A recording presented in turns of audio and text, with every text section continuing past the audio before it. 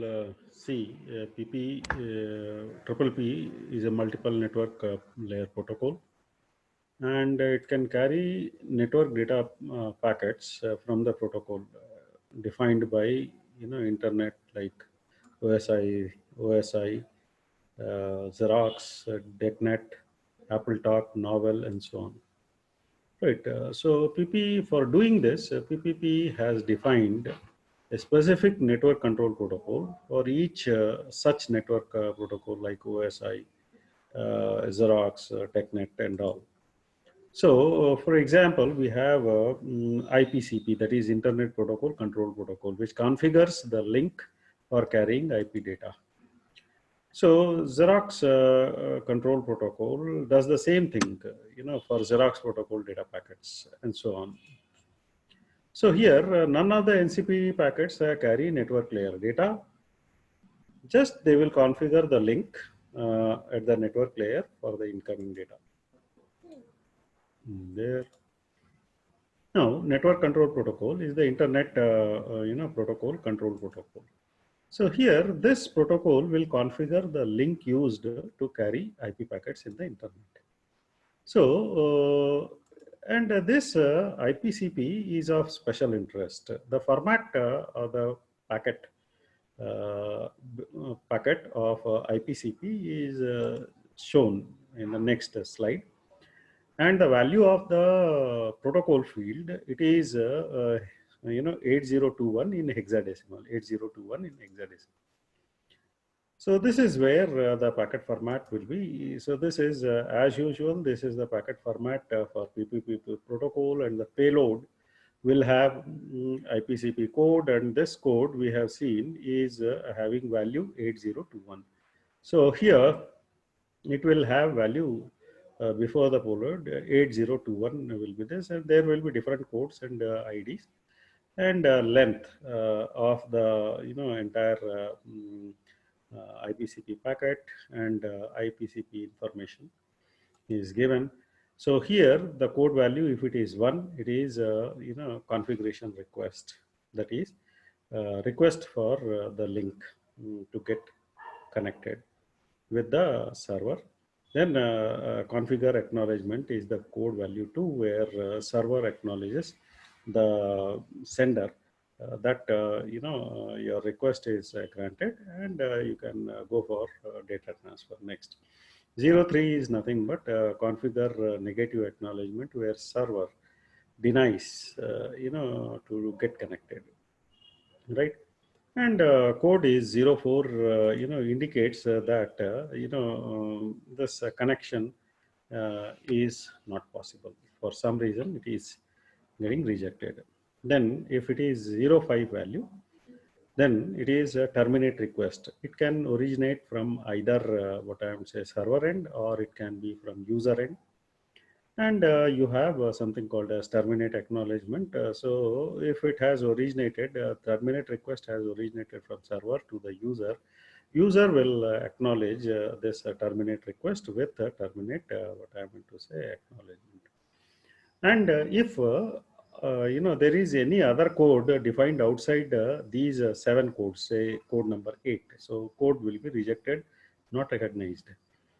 This is what is there IPCP format. Now there are other NCP protocols, network control protocols, and for other layer network layer protocols. So we have OSI network layer control protocol, which has a protocol field value of 8023, right? Xerox NSIDP control protocol, which has a field value of 8025 and so on. So how do I get data from network layer? So after this network layer configuration is completed by one of the NCPs, we got the idea of what we have discussed, right? NCP protocols, the user can exchange data packets from the network layer. Right. Different protocol fields from different layers will be there. For example, if PPP is carrying data from IP network layer, the field value is 0021, right? Note that here the rightmost digits are same as IPCP. IPCP, this thing. So rightmost two digits are IPCP. So here you can see we had seen that value as 8021. You got the idea, 8021, and this was for IPCP. So this 21, the last two values, 21, here is the same. Is the same. So here you can take example, if PPP is carrying out data from IP network layer, then its field value is 0021. So instead of 8021, but the last two values remains same. And if PPP is carrying data from OSI network layer, where we have seen OSI network layer value is 8023. So here the protocol field will have value 0023. So 8023 here, 0023. And next slide, we will show the frame for IPC. So here this is the IP packet where the code is given as 0021. Right, payload, and in this payload we have IP packet which will have header part and user data part, right, user data part. That's fairly very simple. And PPP was originally designed for a single channel point-to-point physical link, and the availability of multiple channels in a single point-to-point link, it motivated the development of multi-link PPP. So a logical PPP frame is divided into several actual PPP frames. This is what you have to keep in mind. So a segment in logical frame is carried in payload of an actual PPP frame, right? So this logical frame, segment of logical frame, will be packed or carried into payload of an actual PPP frame. So now we will try to show the actual PPP frame carrying fragment of a logical PPP frame. Protocol field is set to, hexadecimal 3D, hexadecimal 3D. So this new development adds the complexity.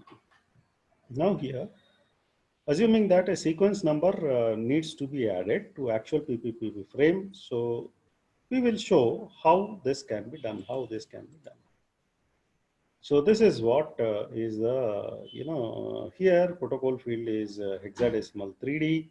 So here this is the payload, and this payload has been, subdivided into several, what I'm saying, this thing. So this part of the payload is going to channel 1. This part of the payload is going to this particular part of the payload is going to channel 2. And this is how it works. So this part is separate, so logically separate, this thing have been presented as we have informed. So sequence number needs to be added to actual PPP frame to show the fragment position in the logical frame, right? So this is what we do. Now this figure will show the steps, right? How exactly this is done. Now, for the sake of simplicity, we assume unidirectional movement of data from user side to the server side or the system side, assuming that we want to send an email through, internet service provider. So first two frames will show the link establishment. That means the request will go from, user end to server end, and then acknowledgement about the request will come back to the user. Now, two options have been chosen. Of course, we have not shown in the figure, but two options, assuming that on the size of what I meant to say, the data that has to be carried out, and other, some other what I am say option. So using, here point-to-point authentication protocol. So here for authentication and suppressing the address fields. So frame 3 and 4 are for authentication, right? Frame 5 and 6 for establishing network layer connection using IPCP. So this anyway we are going to see in the what I'm say next slide, where the diagram is given. The next several frames show that IP packets are encapsulated in PPP frame, and they are being sent. So here the system or the receiver system means here the server, basically we call it as server, right, may have been running several network layer protocols at the same time. But it knows that the incoming data must be delivered to the IP protocol, protocol, because NCP protocol used before data transfer was IPCP. Now you can see here, this is the server, which we are calling it as a system. Calling a system, and this is the user. So he sends a request, configure request. Here the value of the code is 1, and it is a link control protocol. So this request is going over here, and this what I'm going to say code value is C021 for LCP packet. So now here the server agrees to get connected. So connection establishment, this is the process. It sends an LCP packet to the user stating that configure acknowledgement. Here the value is 2. Here the value was 1. It was configure request. Value is 2, indicates that it is configure acknowledgement. Now once that is done, server is willing to get connected. Now if server and user do not know each other, in that case here this what I meant to say in the frame, what we are sending is name. So we are using something called as password authentication protocol, simple protocol, what we have seen earlier. So name, that is username, and then followed by password. So once username and password is sent to the server, server will have a database in which if this name and password are already registered, right, already registered, they are there, they will be matched. So name will be matched, username will be matched, and the password will be matched. If both are same in the server database, in that case it server sends an authenticate acknowledgement frame to the user. Here this completes the authentication phase. Now once what I meant to say authentication phase is over, next frame will be sent by user for network layer connectivity. Network layer connectivity. Now so far it was just connection request came and connection request was acknowledged. That means server wants to get connected to the user. Then user authenticated himself or herself with what I mean to say the server. So authentication acknowledgement came. Now the user requests for network layer connectivity, and that acknowledgement, and this is coming through internet protocol control protocol. So this comes over here, and then server acknowledges this particular request. Now data transfer will happen.